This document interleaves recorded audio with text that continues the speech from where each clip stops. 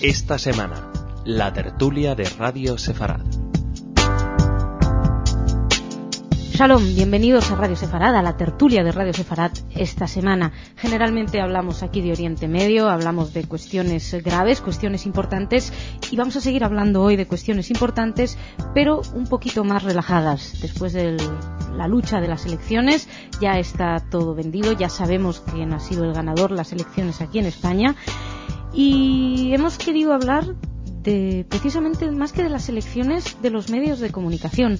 Esta semana precisamente Israel llamaba al boicot a la cadena catarí Al Jazeera, acusándolos de haber vendido excesivamente unas imágenes muy duras contra Israel, siempre atacando a Israel y posicionándose de uno de los lados del conflicto. Para hablar de Al Jazeera, para hablar de cuáles son realmente los roles de los nuevos métodos de comunicación, los nuevos medios de comunicación, ¿se puede boicotear Al Jazeera? Al fin y al cabo sale en todas partes, en todos los medios, lo podemos ver en Internet. ¿Qué juego ha tenido Internet? ¿Qué juego está teniendo Internet en estos momentos en el conflicto en Oriente Medio? No solamente ese, ¿qué rol ha tenido Internet en las elecciones en España en concreto? ¿Cuál está teniendo en los Estados Unidos, donde siempre llegan un poquito antes que nosotros en Europa? Pues para hablar de todo esto tenemos hoy con nosotros a dos analistas de redes sociales, que son Natalia Fernández y David Ugarte. David, Natalia, un placer teneros aquí.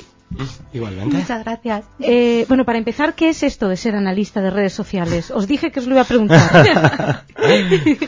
Sí, dicho y cumplido. Pues, ¿qué es esto de ser analista de redes sociales?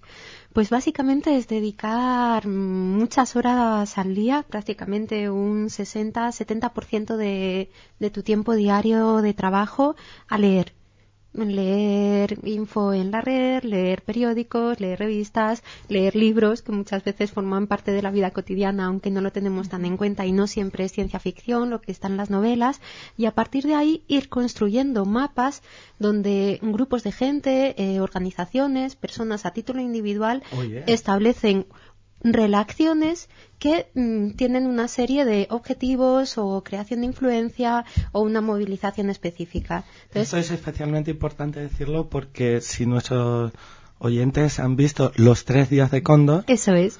Yo soy Robert Redford. Muy bien. No está con su mejor cutis en esa película, pero relata bastante bien nuestro trabajo. Eso es. Bueno, que era un señor que básicamente vivía en una biblioteca, y cuando se asombran porque sepa manejar una pistola, la respuesta es que lo lee todo. Lo aprendió en una biblioteca. Pero sí. Tengo entendido que a Robert Redford lo perseguían bastante en esa película, ¿eh? Sí, a veces nos va un poco así. Hay gente muy picajosa, ya sabes.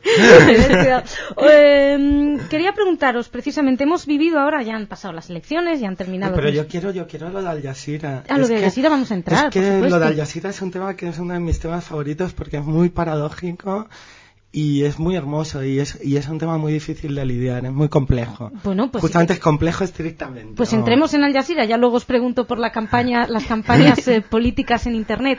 Al Jazeera, Israel, como decía, los acusaba de ser tendenciosos a la hora de... Lo son tendenciosos. Y quiero decir, Al Jazeera realmente nos hace un gran favor a largo plazo. Es muy contradictorio, es muy complejo, es producto de un diálogo. La gran revolución del mundo árabe tiene 3 patas. Uno, el ascenso de unas nuevas clases medias que tienen una lógica burguesa y por lo tanto con las que vamos a poder hablar al menos en el futuro. Segundo, tiene una pata que es Al Jazeera. ¿Qué es Al Jazeera? Al Jazeera es un modelo que nos gusta en la medida en que es la proposición de una agenda de temas. Vale que esa agenda es tendenciosa, vale que nos ponemos malos viéndola, pero por primera vez en el mundo árabe, como un todo, hay una agenda mediática, hay un conjunto de temas que no viene determinado por los intereses del grupo oligárquico dictatorial en cada país. Entonces, no es que sea democrático, pero ¿qué permite? Permite que haya unos temas. Y esos temas, ¿por qué nos interesan? Porque luego ha llegado Internet al mundo árabe. Y Internet permite el diálogo. ¿El diálogo con quién? ¿Con nosotros? No, realmente no con nosotros, pero sí con la segunda generación de inmigrantes, que son los argelinos, los marroquíes, los sirios, los libaneses que están en París, en Madrid, etcétera, ¿no? y que ya discuten desde otra perspectiva. Entonces nos permiten la posibilidad de tener un interlocutor aquí cerca que nos tenemos que ligar. Uh-huh. ¿Entiendes? Entonces cuando tú haces el análisis de red, en realidad es muy bueno. Antes teníamos un monstruo totalitario, muchos monstruos totalitarios chiquititos y cerrados, una caja negra donde no podíamos entrar ni podíamos influir en las clases medias, donde la opinión pública no existía. Ahora por primera vez en la historia tenemos una opinión pública árabe. El tema es cómo influimos en esa opinión pública árabe. Influimos a través de los árabes europeos. El tema es, ¿ese diálogo está montado? ¿Esa influencia existe? No. La estructura política de países como España lo permite, donde, en fin, no hay por ejemplo, en los sectores más cercanos al mundo árabo-español, o digamos más comprensivos con el mundo árabo-español, hay un antisemitismo lampante, evidente. ¿Qué tenemos que hacer? Construir esos puentes, ganar influencia ahí, y establecer esa comunicación, pero al menos tenemos una oportunidad que antes no teníamos. Mientras tanto, Al Jazeera es tendenciosa, sirve de altavoz a lo peor, sí, pero tenemos un canal abierto y antes no lo teníamos. En ese sentido, Al Jazeera es algo que nos abre una posibilidad de influencia que antes no teníamos. Pero en una guerra mediática como es esta, porque al fin y al cabo Oriente Medio se ha convertido también en una guerra mediática, todo el mundo tiene una opinión al respecto, sea con conocimiento o sin conocimiento. ¿No pensáis que la irrupción de Al Jazeera, si Al Jazeera realmente toma partido por un lado simplemente, no por la objetividad, sino en la subjetividad que pueden vender, no es un peligro también? Bueno, nos interesa tener sujetos delante y no objetos. O sea, no nos interesa. Esto. Claro, el mundo árabe hasta ahora estaba hecho por objetos. Es decir, el mundo árabe era una proyección de otra cosa. Durante toda la época del socialismo, es también el modelo religioso, etcétera, donde el mundo árabe no existe como tal. Es un objeto de otra subjetividad. Ya sea el socialismo internacional y no sé qué, la época del FLN argelino, por ejemplo, o la UMA. Pero nos interesa tener un sujeto que se identifica como tal porque nos interesa tener con quién poder hablar. Y es que no tenemos con quién poder hablar, ni con quién negociar nada. Es decir, la gran angustia de la situación es que no hemos tenido un sujeto delante. Nunca lo hemos tenido. Siempre había otra cosa. Y esa otra cosa, da igual, porque cada cosa que cedieras no era a cambio de nada, era simplemente en un long time donde todo lo que cedieras era terreno perdido y vuelta a empezar de cero. Tener un sujeto armado delante, que sea influible por la opinión pública, que tenga un sentimiento del nosotros diferente, es una oportunidad, no es ninguna bendición, ¿eh? A ver, que tú puedes tener sujetos delante que son el horror, pero te interesa tener sujetos delante. Te doy ejemplos que trabajamos habitualmente, ¿no? Natalia puede hablar mucho mejor que yo. Pero en el entorno medioambiental, por ejemplo, el punto de partida para llegar a acuerdos es que las empresas reconozcan que tener un entorno medioambientalista, ecologista, armado, es un avance para ellos. Y que los ecologistas acepten que el que haya empresas organizadas y que tengan fiabilidad para llegar a acuerdos es un punto para ellos. Entonces, a partir de ahí, los ecologistas piensan que las empresas son atroces y malvadas, demoníacas total, y los otros piensan que los otros son una panda de iluminados. Vale, pero da igual, nos podemos tal. Pero cuando eso no está articulado, cuando no tienes una subjetividad, ninguna negociación puede llegar a ningún lado, nada puede llegar a ningún lado. Pero es curioso porque, según entiendo de las palabras que estás diciendo, David, dices, no hay con quién negociar. Desde que hay Al Jazeera, pues de alguna manera sí. ¿Qué pasa? ¿Que las negociaciones las van a hacer CNN y Al Jazeera? No, pero va a haber... En cierta manera sí. O sea, hombre, digamos que van a ser los retransmisores de esas negociaciones. Entonces, hasta hace unos años, simplemente los únicos retransmisores posibles eran CNN. Bueno, pues puede que hay, evidentemente... Porque nosotros estábamos en el lado que estaba articulado democráticamente. Exacto. Y en el otro lado no había opinión pública que tal, el líder máximo de turno, ya fuera Arafat o tal, era el que dictaba, era un conducato, era un líder. Pero, perdón, me da la sensación, a lo mejor yo soy muy obtusa con esto, pero que también minimizáis el valor pedagógico que tienen estas cadenas. Estoy pensando, por ejemplo, Almanar, que es la cadena de... No, pero eso ya es el nivel de la atrocidad.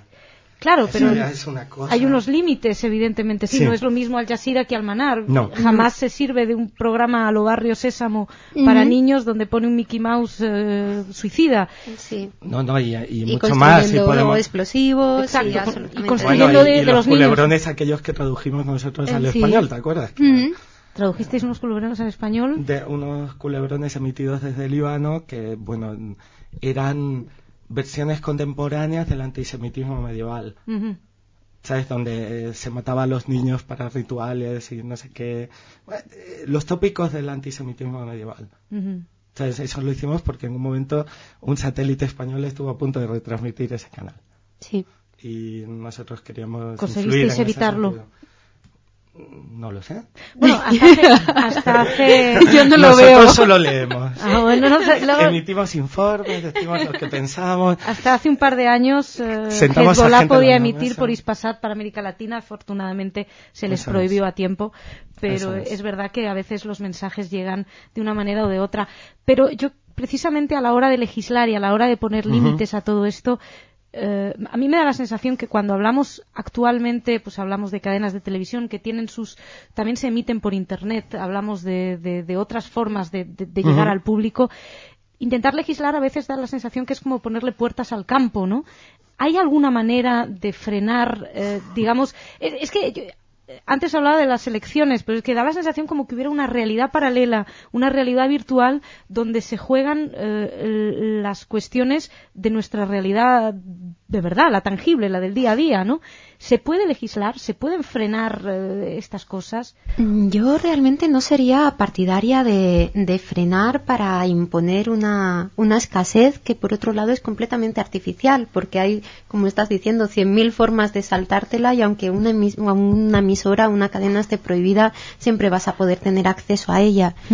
Entonces, la única forma de conseguir tener un mapa colorido justamente sería legislar, pero a la contra, para permitir que los emisores fueran lo más múltiples y diversos y pudieran rellenar un espectro que fuera desde el punto más radical en un lado hacia el otro.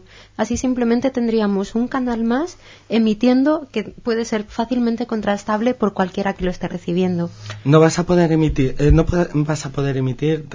evitar, te lo digo de un modo muy salvaje, ¿vale? Con un ejemplo muy salvaje.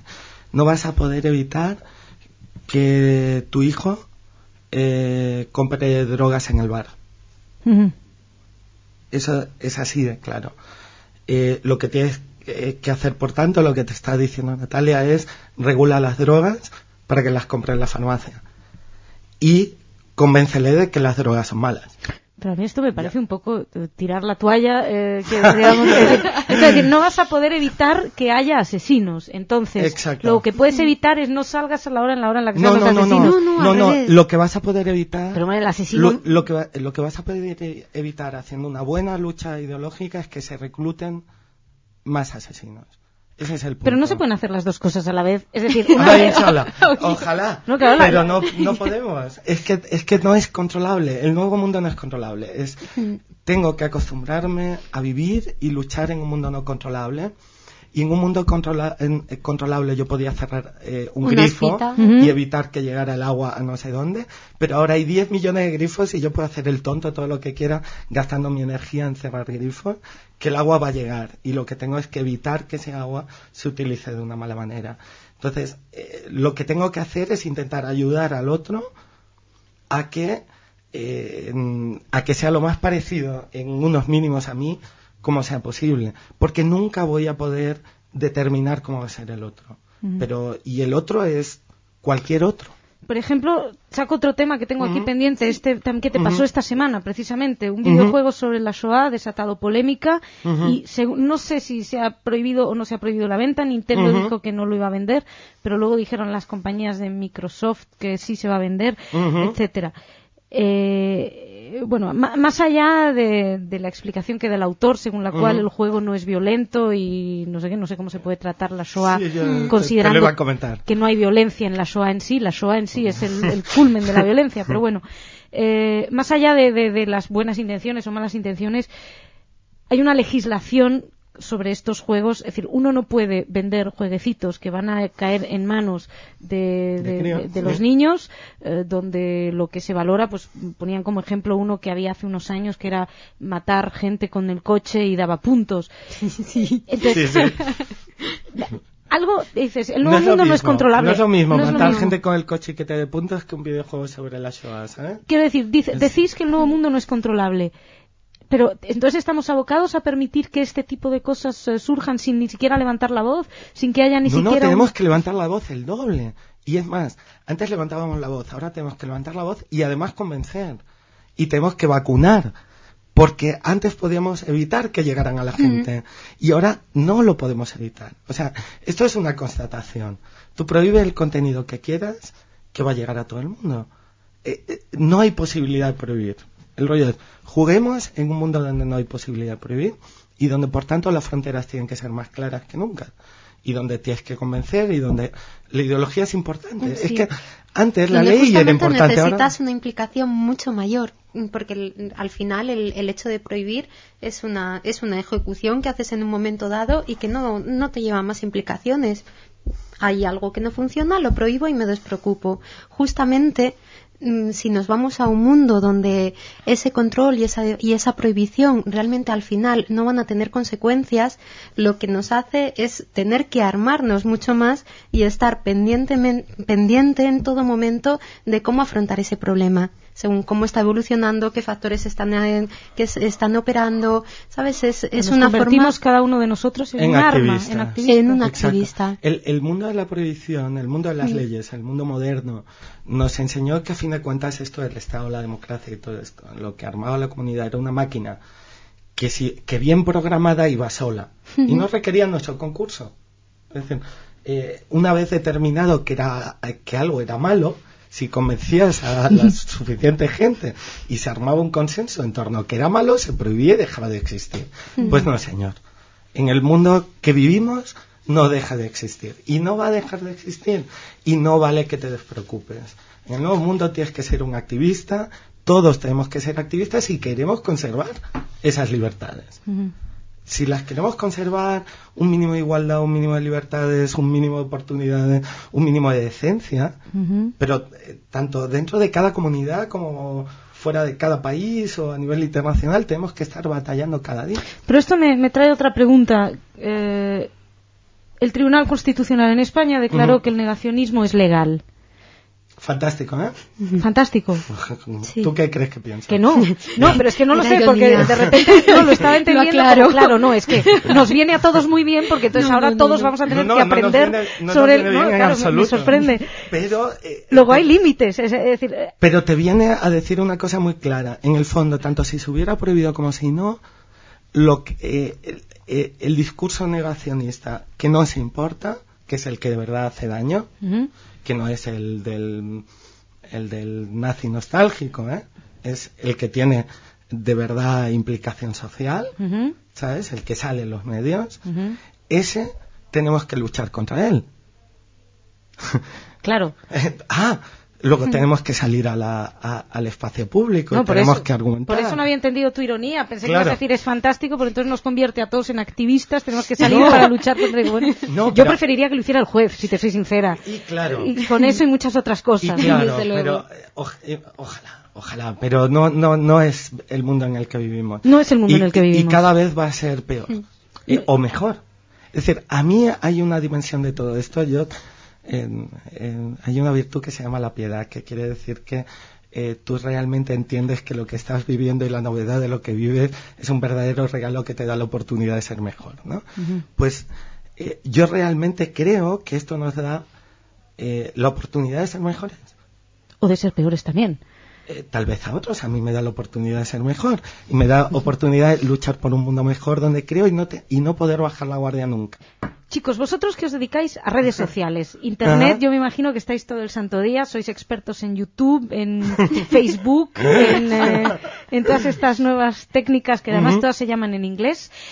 No todas. No, bueno, está 20, con U. Bueno, pues casi todas se llaman en inglés, tienen nombres ingleses.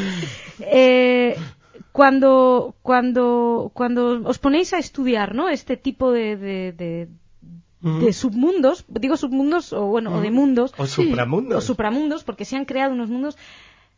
A mí me surge a veces el pensamiento de Platón, de la cueva, como que todo, en el fondo todo lo que está allí, de alguna manera es falso. Está habiendo... No. Es decir, ¿cómo se llama este mundo virtual, perdón, este otro?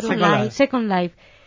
El líder de Izquierda Unida, Gaspar Llamazares, luchando contra los dragones, en España se fue a hacer su campaña electoral a Second Life. No se puede decir que los resultados hayan sido muy positivos, pero independientemente de eso... Creo que ningún dragón le ha votado. No, pero que hay un mundo donde se están jugando ciertas cosas, hay jóvenes, hay mucha gente... decíamos antes que la lucha está en los medios de comunicación, que los medios que la imagen es otro de los campos de batalla, pero es que el mundo virtual se ha convertido en otro campo de batalla. Es ¿no? el principal campo de batalla. Es el principal. Sí. Hoy sí. Hoy en día sí.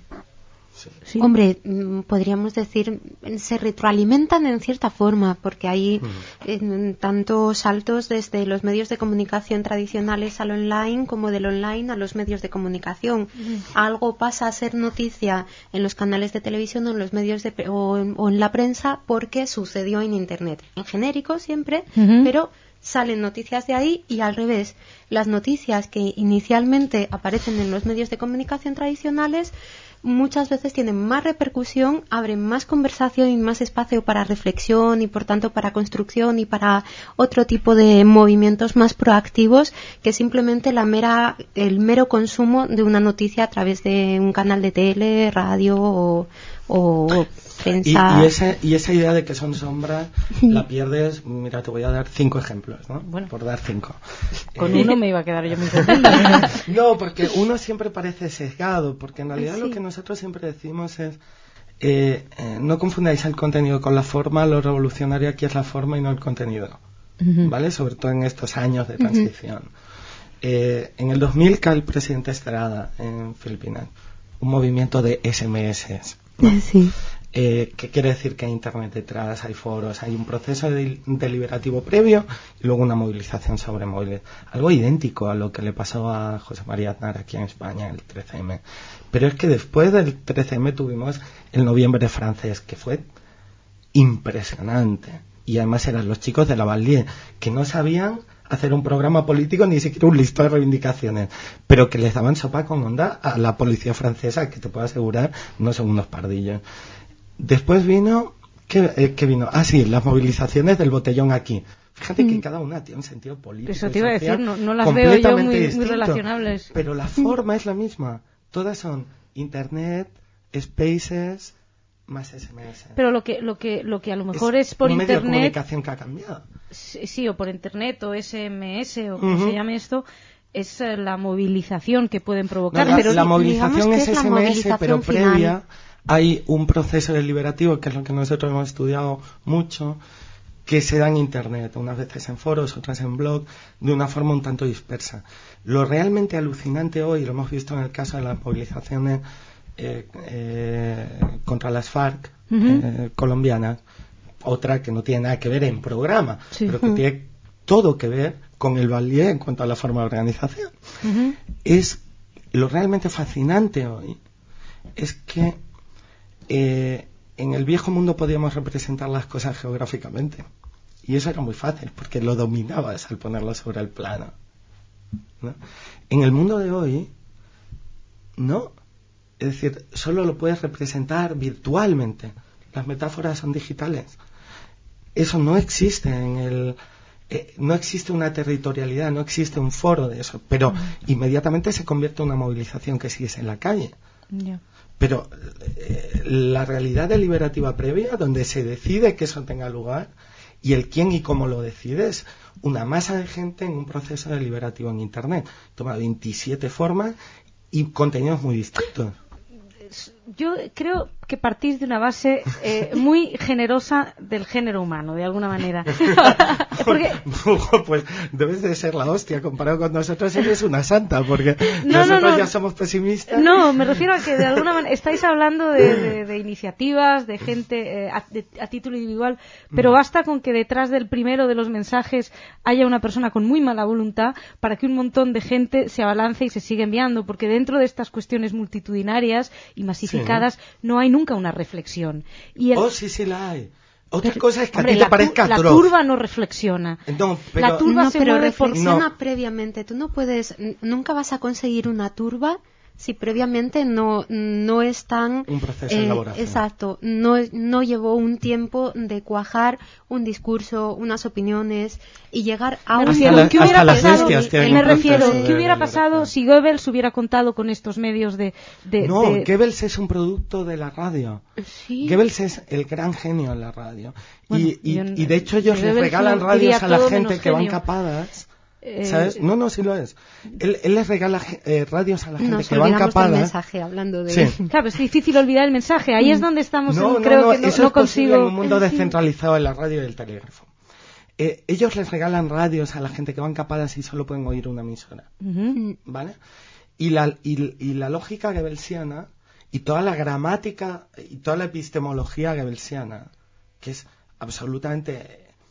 es tan demencial que es genial, ¿sabes? Que es una verdad repetida 1000 veces, pero una mentira repetida 1000 veces se convierte en verdad. Una cosa se puede demostrar con su refutación, que es la hostia. A ver, que nosotros estamos encontrando esas técnicas todo el día en Internet. Pero ¿qué es lo que pasa en Internet?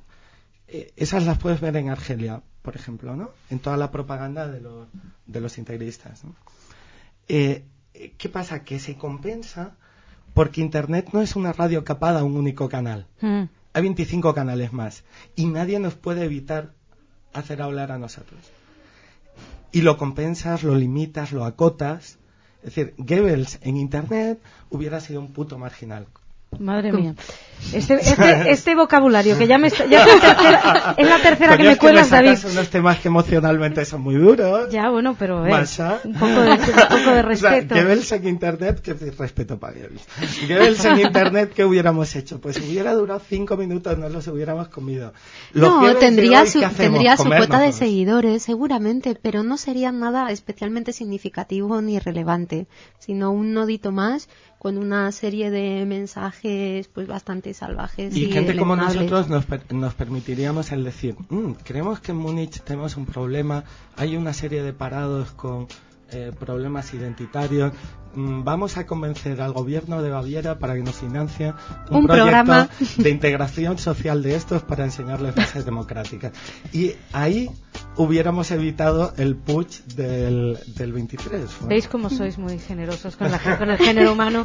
Chicos, tenemos que dejarlo aquí. Me he quedado sin hablar de la niña de Rajoy, del gestito de Zapatero, de un montón de cosas, pero os agradezco mucho. Ha sido una muy, muy interesante reflexión acerca de este mundo no controlable que da mucho miedo oírlo así, pero bueno, me comprometo a que vengáis otra vez, por favor, y sigamos esta charla porque es realmente apasionante. Muchísimas gracias. Muchas gracias, David. Señoras, señores, muchísimas gracias por su atención. Shabbat Shalom y hasta la semana que viene.